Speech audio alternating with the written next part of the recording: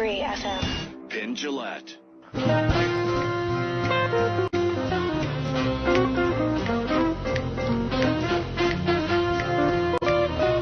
Yeah, this is Penn Jillette on the big CBS Radio Free FM. I'm sitting here with Michael Godot, and this is a very special show. This is a show I've been waiting to do since before I had a show. Before there was time to have a show. I did Fear Factor years ago. Tell and I did it. And the host is Joe Rogan, and we got along fabulously. I had such a crush on him. I just dug him. We're sitting around afterwards talking, and we're agreeing on everything. I mean, we're just going through the whole list, man. Atheist, this is BS, this is BS, boom, boom, boom. It's just this huge kind of bonding experience. Fast, funny, cool. Went to see him live. He's terrific. And then Joe says, kind of out of the blue, and of course you don't believe we landed on the moon. And I, of course, say, you mean you and me, Joe? Or do you mean humanity? And Joe says, oh, no, humanity. We didn't land. It's impossible.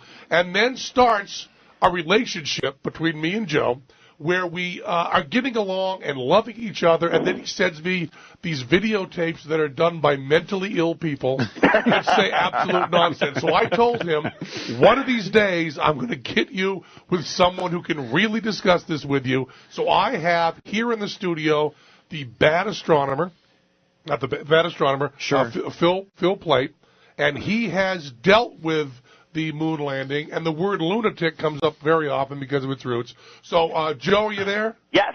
Joe is here. Phil is here. Joe, you tell us how we didn't land on the moon, and Phil will explain it back to you, okay? I also want to say, before you get going, Joe, that almost every sort of debate they ever do, like Larry King or something, they have the guy whose side the host is on is always someone with a lot of experience, and the audience is on his side, and then the guy they call in who they disagree with is some like putz who can't talk or can't do anything. We have on here someone who does like ultimate fighting, someone who is in stand-up is terrific. So in this case, the bad guy, I believe, has more skills at talking than the good guy. This is why it's going to be so great. Tell us, Joe. Well, this is my take on it. I am not saying that I have any information that anybody else doesn't have. I'm not saying that I know that we didn't land on the moon. I'm not saying that I know that everyone's a liar. I'm not saying that it was a total hoax. All I'm saying is when I look at all of it, when I look at the photographic evidence, or I look at the fact that we haven't been back since 1972, when I look at the fact that no humans except the Apollo astronauts have ever gone through the Van Allen radiation belt, the fact that no one's even done a flyby around the moon since then, it seems weird to me. When I look at the press conference and I see Buzz Aldrin and Neil Armstrong and Michael Collins nervous and weird and obviously like being deceptive after they came back, I go, what is that? I look at all that stuff. When I look at the video footage that Bart Seabrook character, who's clearly out of his mind, for sure. And so is that Renee guy. So are a lot of those guys. But sometimes, occasionally, someone who's clearly out of their mind has a point. If you can sift through all their BS and look at all the crap that they say and run it through a filter, every now and then they'll say something, oh, well, this guy's wrong about almost everything, but is he wrong about that? Now, when I look at that video, and some of the video that Seabrook has, of them faking the distance between the Earth and the moon, when they're shooting the moon, or the Earth rather, through a circular window in the lunar module, and they have the windows blacked out, they're pretending that it's deep space.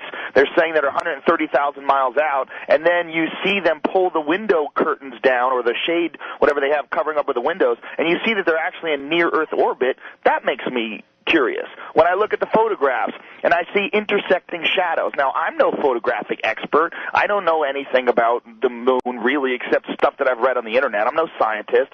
But when I see intersecting shadows that seem to show some sort of a different light source, or more than one light source, it looks odd to me. When I see that those crosshairs aren't over all the images, it looks cut and cropped to me. When I look at some of the photographs of the moon, I have this gigantic coffee table book, and it's all, a NASA book, and it's beautiful pictures of the moon and all these different photographs. Well, when I look at some of them, they look obviously fake. They look cut and cropped. And I'm not saying I know they are. I'm not saying I have any special information. But I'm an open-minded person, and when I look at it, I say, look, I know I sound like a retard. I know I sound like a crackpot. I know saying that, the Earth is hollow, there's dinosaurs inside of it, I'm sure.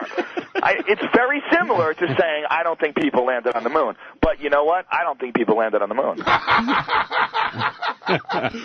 Well, you just gave there's the whole argument right there. With great power, great force, great humor, and also great humility. Okay, Phil, point by point. Well, feel free to heckle him, Joe. Not that I have to tell you to. Well, I think we're done. Now, I let Joe rant on for a while, so now it's my turn. Okay.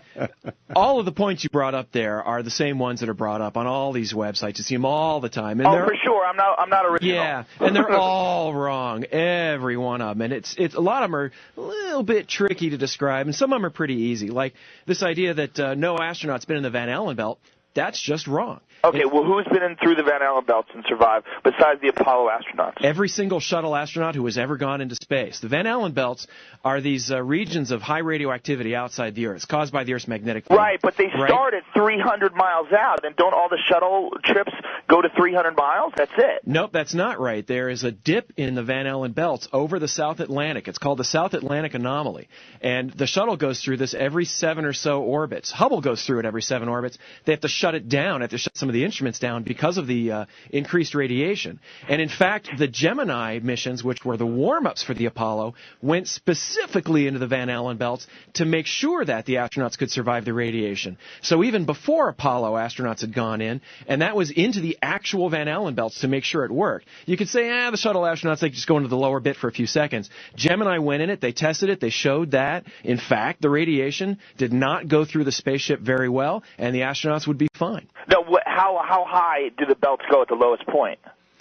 I'm not sure exactly how high off the surface of the Earth the South Atlantic Anomaly is. I know it's a couple hundred miles because that's where Hubble is, 250, 270, something like that. You can look that up. So it's basically the edge of the belt. Now, does the intensity vary between the edge of the belt and deeper into the belt? The belt lasts between, depending on who you ask. If you ask NASA, they say it's 24,000 miles. If you ask Robert Van Allen, the guy who discovered it, he says it's over 60,000 miles. Well, it's actually James Van Allen, just to make a little point there, because that's really probably the only thing I'm going to score on you today. So what the hell? I'll go for a name.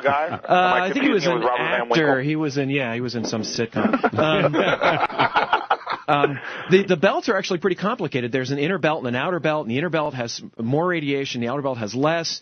And, you hear these claims, the astronauts needed 8 feet of lead to prevent them from dying from the radiation. And that's wrong, too. There's different kinds of radiation, and the kind of radiation that is in the belt is actually stopped pretty well by the insulation in the spacecraft and the suits they were wearing. There's a kind of radiation that you can stop with a piece of paper. And so a lot of people just think, radiation, we're going to die. But there's different kinds in the belt. There are different radiation in the belts, different belts. It's all very complicated. All right, but has anyone ever gone through them? All the way? The Apollo astronauts? Not all the way, but the Gemini missions went deep into the heart of them and stayed there to make sure that these guys would be in it. And the Apollo astronauts were moving very quickly because they were at the beginning of their trip when they still had all their velocity, and they only nicked sort of the inner part of the belt. They weren't in it for that long. So if they went through 60,000 plus miles, how long would that take? Oh, I don't know. I'd have to calculate that. It would take a little while, and probably it's not hours. Dangerous? But they didn't go through, straight through the belt. It's not like they're driving through the heart of Kansas. They just sort of nicked the corner of it. So they were only in the belts for a few minutes. And their dosimeters... Wait a minute. They were only in it for a few minutes, but I thought the belt circles the whole Earth. They don't. They stop at the poles. Yeah, so what they did is they actually launched... So you can shoot through the poles and not touch the belt at all? According to the drawing that I have in front of me, yes. I think you would have to go through some of them, but there are regions where the belts are stronger and regions where they're weaker. And so it is, in fact, it's sort of a donut shape. So you can go to avoid the worst parts of it, and that's what the astronauts did. They got an elevated radiation dose, about what you and I get for living on a year on the surface. But the rest of it wasn't that bad. And so when they got back, hey, it was elevated but not lethal.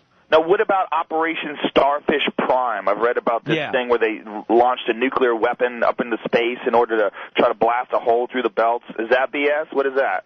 No, that was actually, there were real tests done in the 1950s and 60s where they blew up hydrogen bombs in low Earth orbit or just up above the surface of the Earth. because they thought this was a good idea. Just an art project. And it's That's actually the same government that put people on the moon. Huh. It's true.